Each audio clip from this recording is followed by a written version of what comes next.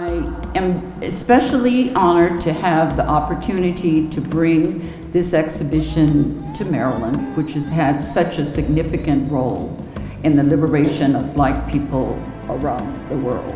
As we reflect on our country's history, specifically the 400 years of slavery and the decades of Jim Crow segregation, the Civil Rights Movement, and the ongoing mission to extinguish police brutality and realize the liberty and justice for all. Press is very important in getting our message out, If you want the story told properly, then you should do it yourself, I was so fired up one time, I had a big afro and wearing dashikis. I wanted to move my whole family back to Africa. And then my Angolan brothers and sisters told me, hey Ben, if you want to help Africa, change America.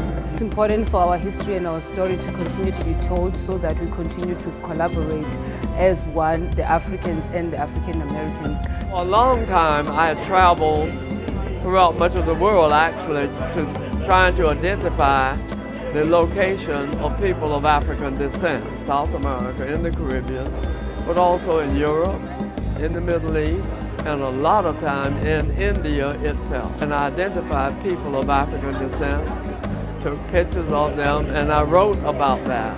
Summer of 1919, when this country had more lynchings, legal lynchings, than ever before. And then through 2 world wars and through a civil rights movement, and today still providing us with all the information we could possibly need. I thank you, and I thank every one of those members of your family that came before you.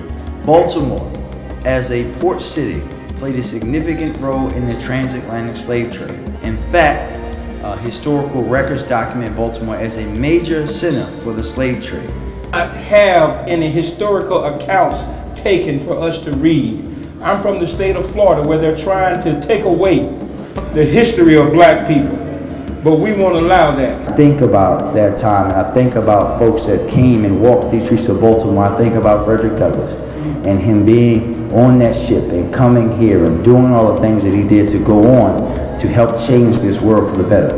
And those systems were put in place to ensure that they were locking folks of color out of economic progress. And they were put in place to ensure that the shackles that they created will forever stay on those people. But it's also our opportunity to ensure that we are not silent today.